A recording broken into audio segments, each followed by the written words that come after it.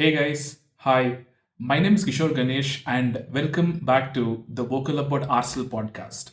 Before I begin this pod, I want to raise a request to you guys to leave a like and subscribe to the pod if you happen to like the content because even if it is not going to cost a dime as far as you are concerned, it has tremendous positive impact as far as my motivation to continue doing content is concerned and also for the health of the channel. So give the pod a listen, and at any time you agree with anything that I say, click on the like button and hit the subscribe button, and you will have your boy spouting some Arsenal thoughts on a weekly basis. So, entering into the pod, what exactly went wrong? To be fair, not much. One fluke shot from Szoboszlai from halfway across the pitch was the difference. You would be thinking, hey, Kishore is a bit salty here. That was a quality strike. How can we call that a fluke? For that, we need to head into the definition of what a fluke is. A fluke is defined as an unlikely chance occurrence, especially a surprising piece of luck. When we look at the strike, what is the probability of Szoboszlai replicating that shot? I'll tell you this, I'm not going to spend any money on betting on that happening, least of all against us. So that was the difference. That is what went wrong. And now we move on to the remainder of the season.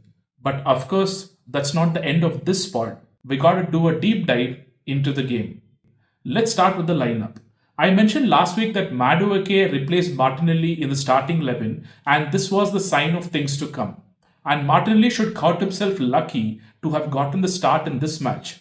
It happened only because of Saka's injury, but then with Eze coming on and being bright, this could spell bad news for Martinelli. Now, I'm not interested in piling on the guy because he's being asked to stretch the pitch and find the energy and composure to score the goals. But if that's the role and that is exactly what the manager wants, then we have a problem. Martinelli does the running all right. Even his defensive actions are superb. But the end product is where it matters. And he unfortunately has almost gotten molded into a squad player. Unless and until he finds some way to break out of that mold and start scoring some goals, he will become a squad player. Which is bad news for Martinelli, but it is even worse news for Arsenal. Because Martinelli's value right now is somewhere around 80 million pounds. But if I know Arteta well enough, he will not be entertaining this aspect in his mind. And what could be an 80 million pound sale could become a 20 million euro exit. And I don't have time for that. The club needs to lean on Arteta to not devalue our assets and instead find ways to get the best out of them. If not, sell him right now. Have some buyers come in, sell him for the 80 million, keep the money fresh and get somebody else. However, even when I say it, I feel that that is not possible right now because the transfer window is closing and we are going for the title. So, something to keep in mind as the season progresses. Find a way to get the most out of Martinelli because the lack of goals is not something that just Martinelli is facing. It is also something that is happening to the rest of the team. Now, going back to the lineups, Madueke started on the right and was the brightest player on the pitch, bar none, for most of the match. Sure, you can say that Szoboszlai and Max Dauman were good, but man, Madueke was bright. And for all his brightness, had he found the back of the net, I would have been happy for the guy. One thing's for sure, Madueke is making a case for him to be the starter. And that's a shrewd purchase as far as we are concerned if he manages to get 15 to 20 goals for us in the Premier League. Next to him was Gyökeres.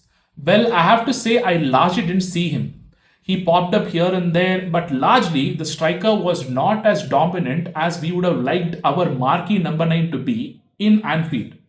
He battled well against the Liverpool defenders, but not much impact was created in terms of passes and evidently not the goals either. Moving to the midfield, I would have to say that I'm getting really disappointed with Declan Rice. This is the third match that he's not on top of his game. But the excuse cannot be that Anfield came too soon. His second corner was kind of a marker of his entire performance so far this season, where either physically or mentally he is not at his 100%. Still, that needs to change ASAP, because if he's going to be the left 8 and needs to be the shot taker and the creative hub on the left, then we have got Eza there now. And I think his foray into the 8 might be cut short because Arteta is not waiting for him to graduate to the 8. If it is a straight shootout between him and Zubimendi for the starter role, I would think that it would be Zubi and Declan would be expected to come in for the more physical games like Newcastle. But is this the fate of our 100 million signing? I hope not. But simultaneously, I would want Arteta to take the time to give Rice a break by having Zubimendi, Odegaard and Eza take up the midfield and have a more defensive left back like Timber when White is back, or even start Miles, putting him squarely on defensive duty. This break could nourish Rice back to peak performance, and then we can worry about who to pick depending on their performances in the training. This whole playing them into fitness is costing us, because if you see Rice's attempt at a shot from outside the box, which hit row W in Anfield, we have to come to the conclusion that the guy needs a bigger break. Coming to Zubimendi, the guy's a fighter, that's for sure. But at the same time, having him be at that level for the whole match, especially when Saliba went off in the 5th minute, was maybe a step too far. He is relentless, he doesn't give up on the ball, and I think the Liverpool midfield and even Ekitike got a tough dogfight from him. Despite him being the reason for the free kick that lost us the match, I would still think that he put in a good shift. Then we move on to Mikel Merino, who started the match for us as Odegaard was coming back from injury, and he had a nice compact game as well. Man's a real asset, the Swiss army knife player that every manager would like to have in their arsenal, and in our arsenal too. Hey, I couldn't resist. Odegaard came on in the 70th minute for Merino and was decent. But there is a plague that has besieged this team and the captain, and I'll get to that separately.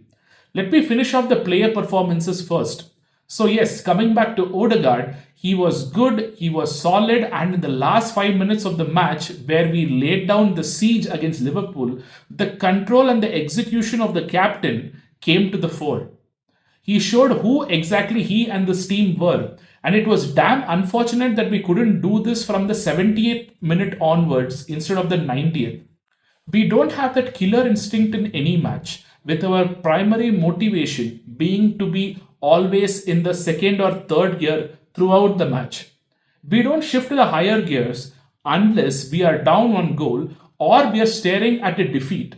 And that has to be corrected by the players and the manager. Moving on to yet another bright spot who came on at the same time as Odegaard, it was Eberechi Eze's Arsenal debut, and he almost got us the equalizer when he had a 1v1 with the keeper.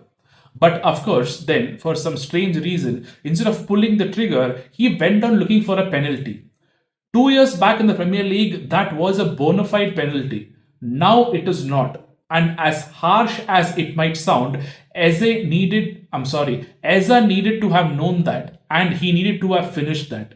That's why you are a 65 million pound buy, Eza. You should have done better.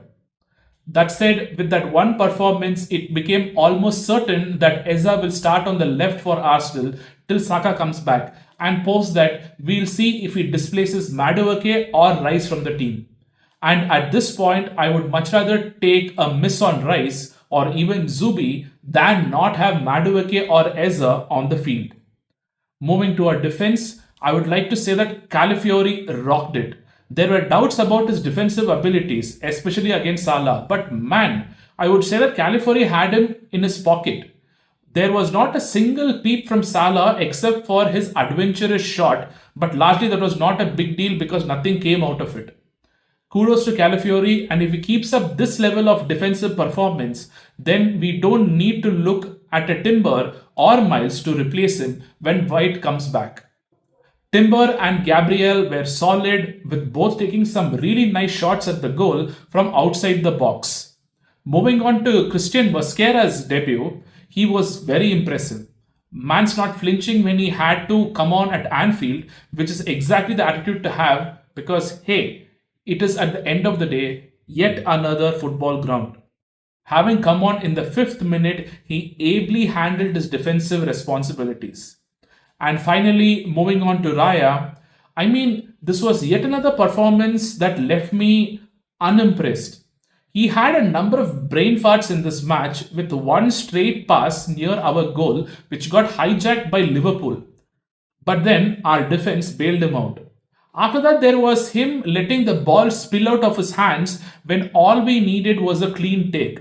Had it not been for Gakpo's offside, we would have considered a goal there. Now, when I say yet another performance, what I mean is that he constantly underperforms in the crunch situations. The pressure does get to him. Maybe not as much as Ramsdale, but it really does. And that is for Arteta and the support staff to address. Last but not least, we have Max Dowman, who, despite being on the field for less than 10 minutes, clearly freaked out the Liverpool players enough for them to triple team him. He was tripped, but the VAR didn't see any foul play in that, so we didn't end up with a penalty which we got against Leeds. So, yeah, like I mentioned in the previous pod, this kid is going to be something special. You can bet your bottom dollar, pound, or rupee on that. And finally, let's come to Arteta, our manager.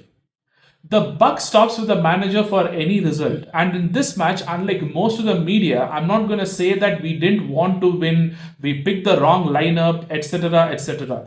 There's plenty of evidence in this match which proves that whatever Arteta was going for was effective. Because Liverpool had nothing to show for in terms of highlights, except for one free kick that won them the game. The rest of the highlights were Arsenal's errors. And this has been our case for nearly 3 years now. We barely give them any room to breathe, but somehow in our brain farts or in their moments of individual brilliance, they kill us and we lose the points. And that is unfortunately something that Arteta has to change, and fast. See, to his credit, Arteta has done this. We have pretty much gotten individual moments of magic makers for the majority of this window. There is Madueke, there is Gyökeres, there is Eza. They all have a sense of the unusual in their game. Arteta realizes that the rest of the team is supposed to do the dirty work, as these three, along with Saka, go on and with their individual talent win us the game. But it is in the small matter of execution that we are lacking. So sure, with more integration, these individuals are going to come good. I'm confident of that. But as referenced earlier in the podcast, my concerns are why we are not laying down the siege earlier in the games and getting our goals, and why we are unable to do medium and long passes with accuracy and confidence in most of our matches. We are always dependent on players to carry the ball close enough to other players or to the goal and then complete the action. We don't have players, or maybe we are not training the players to develop a skill where they can find their teammate quicker with the passes. We don't release the ball soon enough. We don't release the ball over a large enough distance enough. And we always, even in the 96th minute, want to run with the ball instead of passing it up the pitch, all the while allowing the opposition to get back into their formation. For all the defensive drills we are doing, maybe we need to develop the skill of getting the ball into positions where our talented forwards can reach it, as opposed to carrying the ball to them. Just some food for thought. And additionally, maybe we need more than two players, Calafiori and Rice, take multiple shots at the target from outside the box, increasing the chaos element. More food for thought. On the whole, this is just the third match. Nothing much to hyperventilate about as far as the title race is concerned. And honestly, we put on a hell of a show at Anfield. We didn't even break a sweat this time. Honestly. But at the same time, it is the tiniest of margins that led us to come back with 0 points. And that should tell us that till we plug every hole we have in this team, we are not going to have lady luck smile our way.